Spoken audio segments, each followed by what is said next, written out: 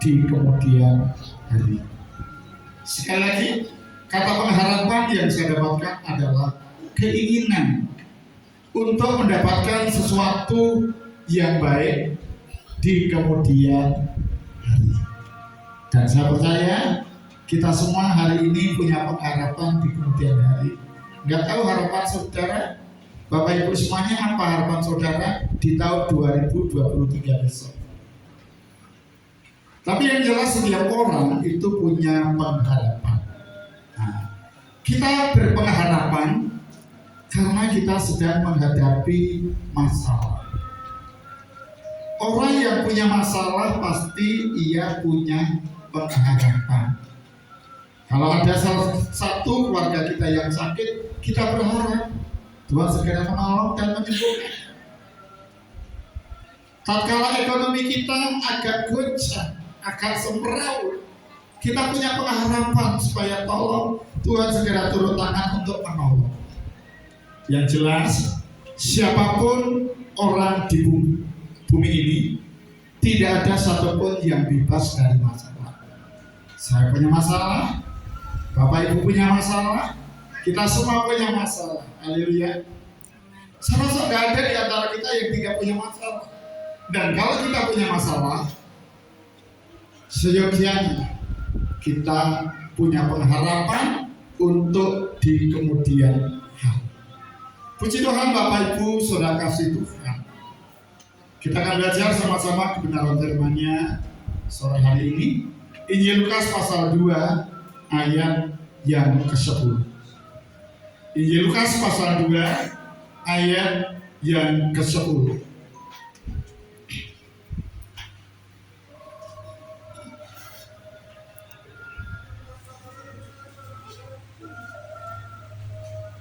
Puji Tuhan, kita baca sama-sama seperti di layar LCD ini.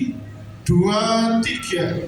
Lalu kata malaikat itu kepada mereka, jangan takut, sebab sesungguhnya aku memberitakan kepadamu kesukaan besar untuk seluruh bangsa.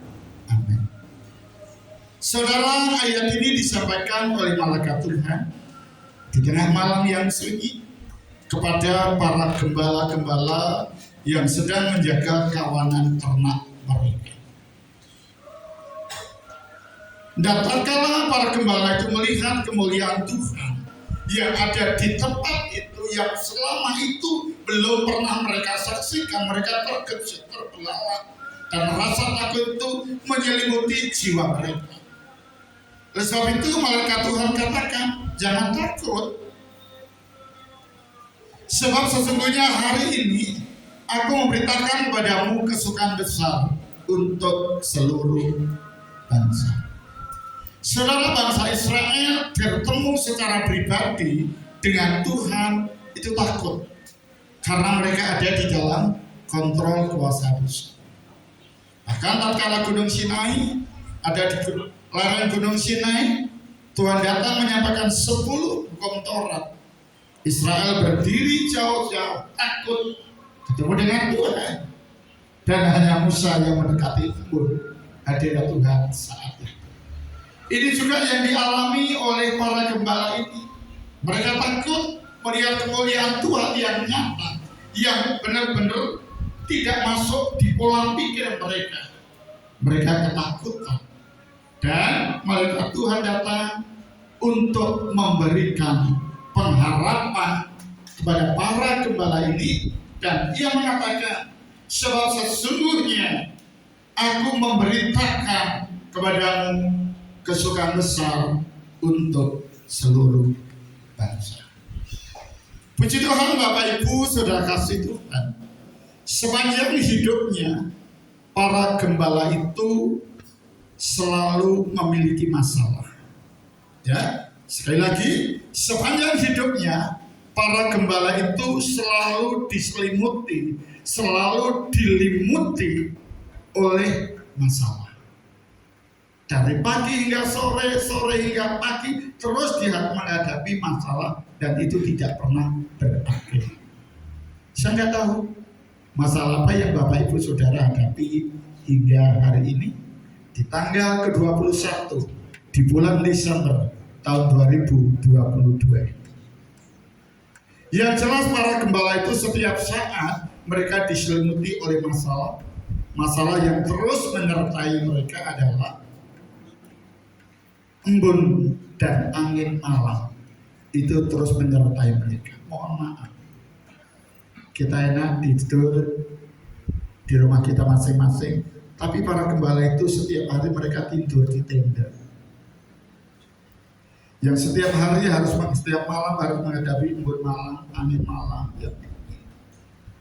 Itu yang dihadapi oleh mereka dan itu nggak bisa lepas. Karena mereka harus menjaga ternak kawanan ternak mereka sepanjang malam.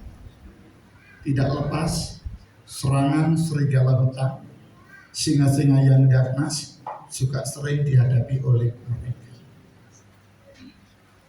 Dan lebih seru lagi, setiap saat mereka harus memikirkan padang rumput untuk ternak-ternak mereka. Saudara-saudara yang punya ternak kambing, lembu, sapi, untuk memberi pengharapan bagi para gembala. Sekali lagi, yang pertama, malaikat Tuhan datang untuk membawa pengharapan, untuk memberi pengharapan bagi para gembala. Kita katakan sama-sama, Natal sore hari ini untuk memberikan pengharapan kepadaku. 2, 3. Natal sore hari ini untuk memberikan pengharapan kepadaku. Amin. Amin. Kasih salam satu dengan yang lain. Natal hari ini memberikan pengharapan padamu.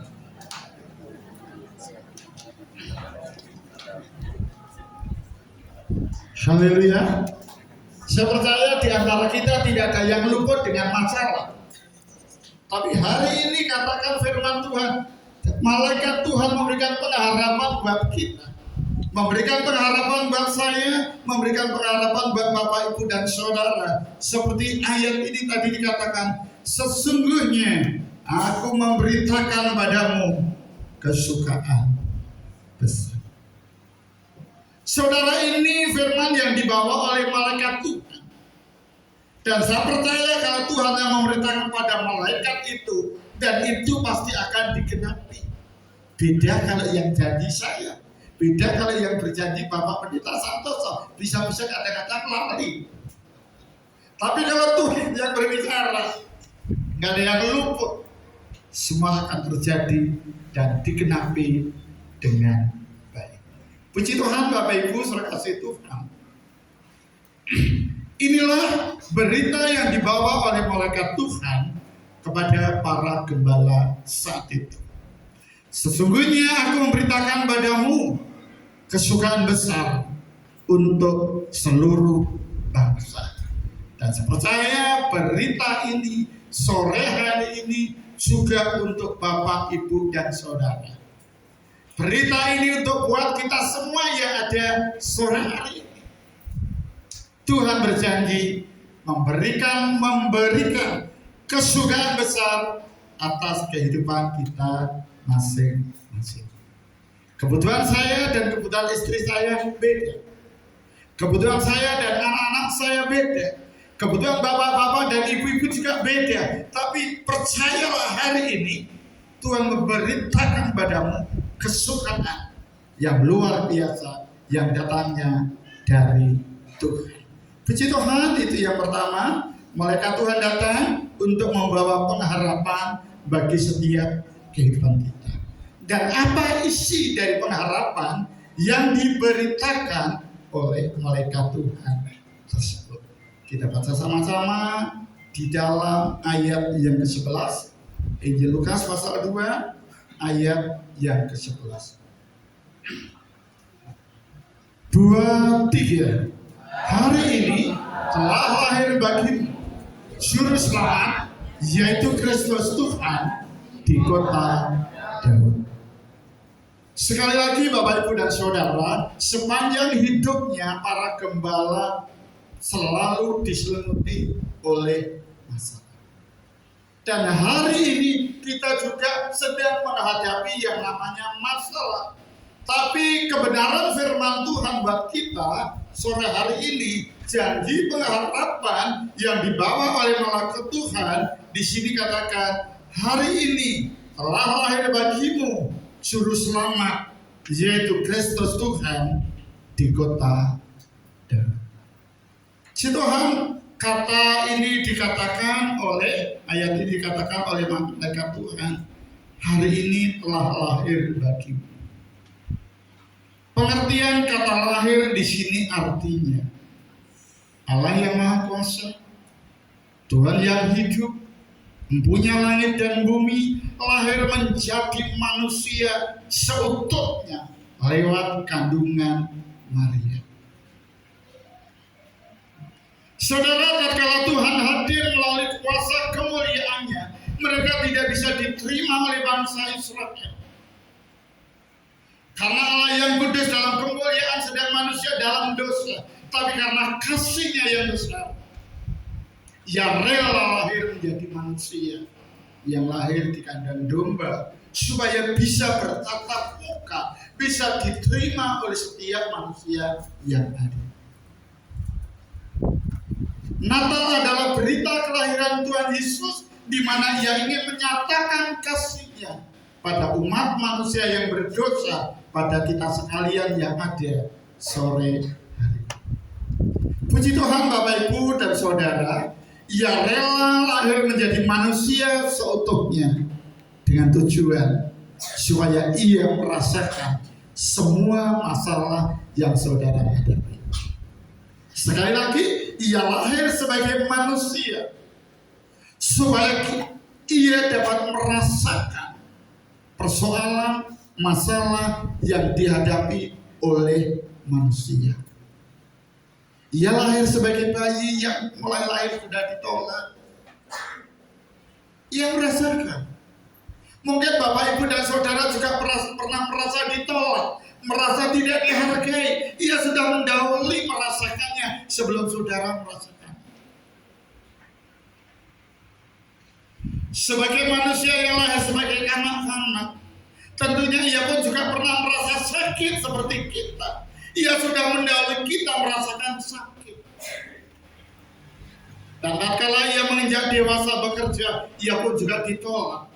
Berulang kali dihakimi oleh pemerintah, oleh bangsanya sendiri. Seberat apapun persoalan yang saudara rasakan, sebesar apapun masalah yang saudara hadapi saat ini, Tuhan Yesus sudah lebih dahulu merasakannya. Saudara jangan heran kalau saudara sedang menghadapi masalah, kita kok ruwet banget, akal diculik sebetulnya, tapi dia juga lahir menjadi raja di atas segala raja. Makanya orang-orang Majus itu datang ke Bethlehem, di mana raja bangsa Israel yang telah dia lahirkan, dan aku datang untuk menyembah dia. Saudara, hari ini jangan kita hanya mengakui percaya Yesus itu juru selamat, tapi izinkan di dalam perayaan Natal sore hari ini, Yesus yang lahir sekian ribu tahun yang lalu menjadi raja atas kehidupan Bapak, Ibu, dan Saudara. Bagaimana Presiden Jokowi untuk mengatasi ruwetnya bangsa ini, mengatasi setiap persoalan masyarakatnya di masa pandemi. Yesus lahir menjadi raja lebih dari Presiden Indonesia. Kalau ia lahir menjadi raja di atas segala raja, artinya ia berkuasa untuk menyelesaikan setiap persoalan Bapak, Ibu, dan Saudara.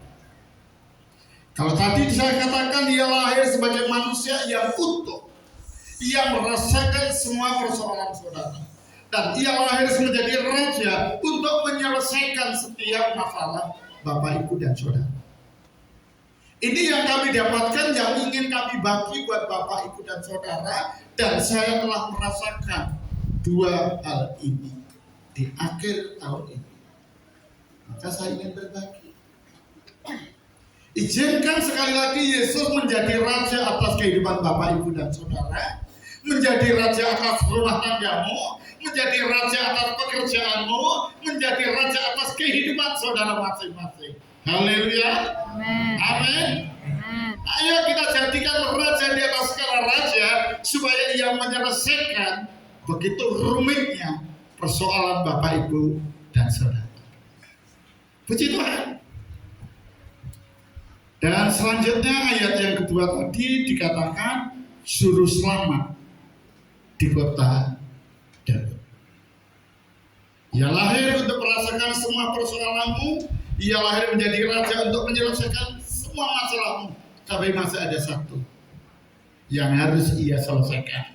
Di sini katakan ia lahir menjadi juru selamat dunia. Saudara, kita saat ini hingga hari ini masih hidup di dunia. Amin. Ada yang sudah tidak hidup di dunia? Nggak ada, Pak. Kalau ini dikatakan juru selamat dunia, artinya kita pun juga terlibat di dalamnya untuk mendapatkan pertolongan dari Tuhan.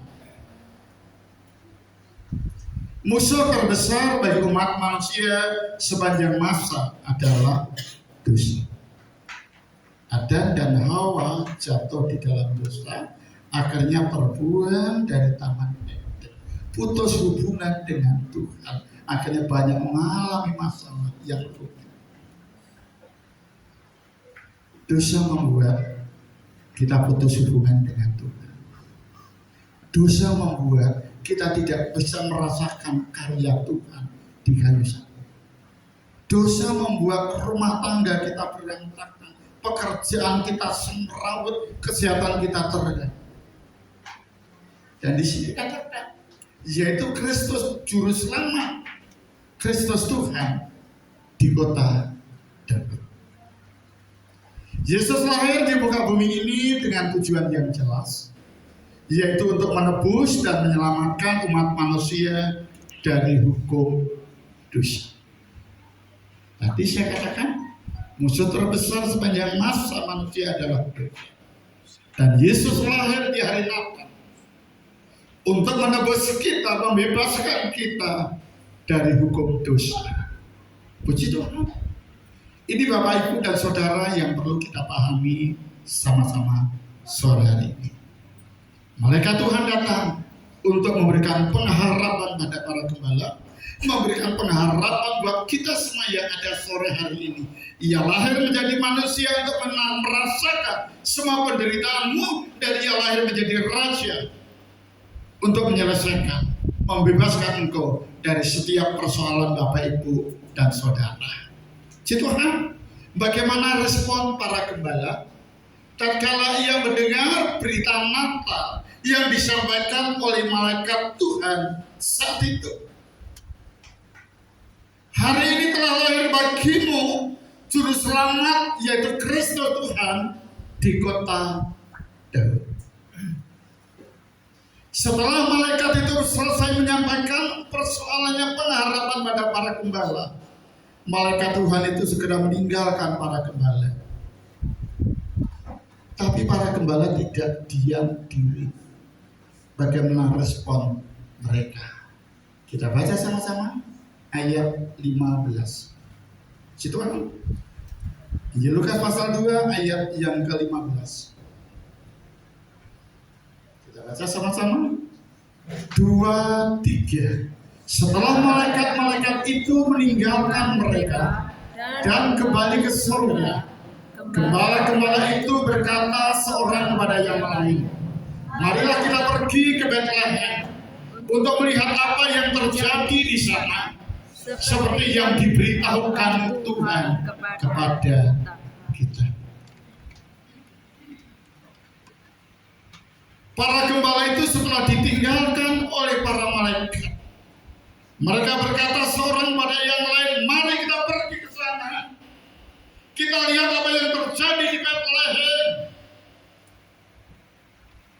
Mereka menanggapi berita yang dibawa oleh malaikat Tuhan.